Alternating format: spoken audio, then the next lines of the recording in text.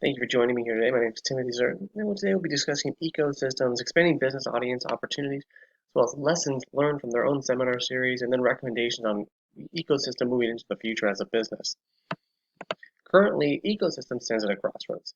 They operate on an old school mentality of 1970s face-to-face and telephonic marketing. So we'll go over the lessons learned in our own seminar series here at Ecosystems and how we can apply those pillars of persuasion and communication moving forward.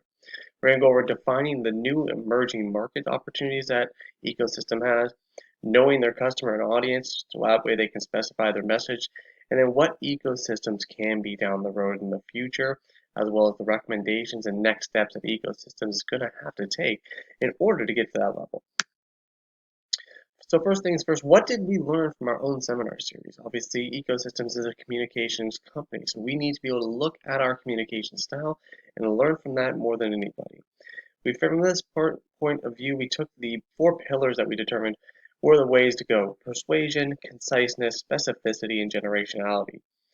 The big things there, you need to understand that there are generational differences. We're in a world where five generational opportunities will be coming together between the traditionalists and the new Gen Z, and we'll have to work better than ever in the future.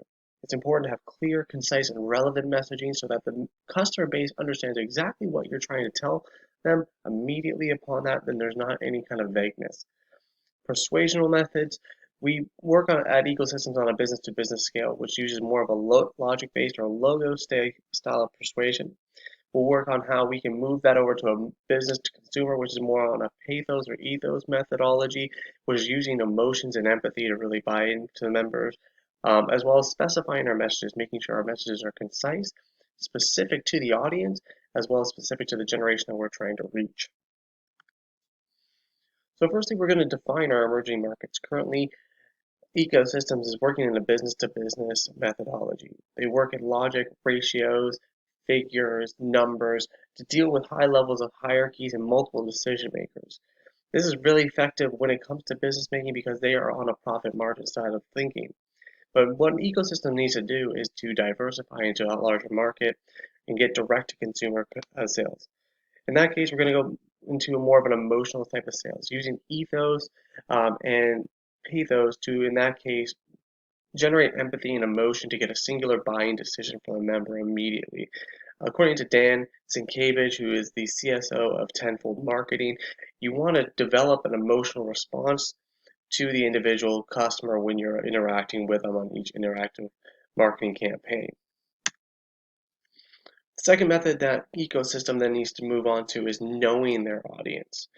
Like we said earlier, we're coming to a point where you're going to have five different generations coming together. And cross-generational communication is going to be bigger than ever, which also means that miscommunication is going to be larger than ever.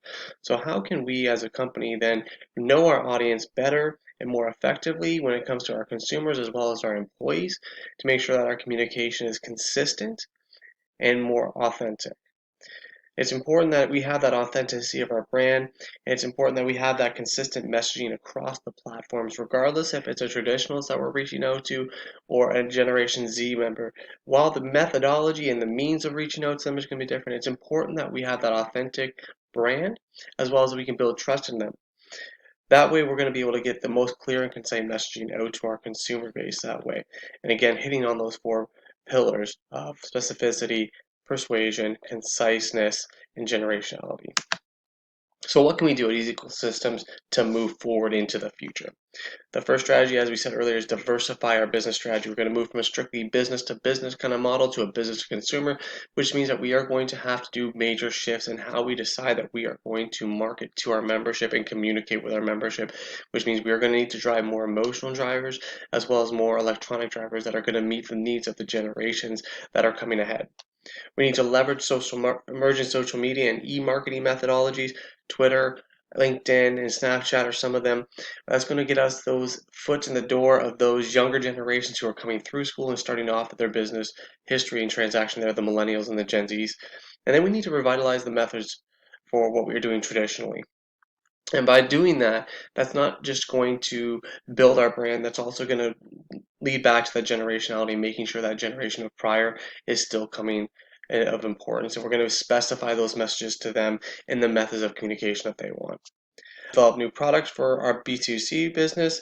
That's going to give us more opportunities to be able to communicate a lot more effectively with our membership because they're going to have more routes to communicate with us. We're going to develop the market by going into split markets and making sure that we're more specified in who we're speaking to and penetrate deeper into those with our diversification process here.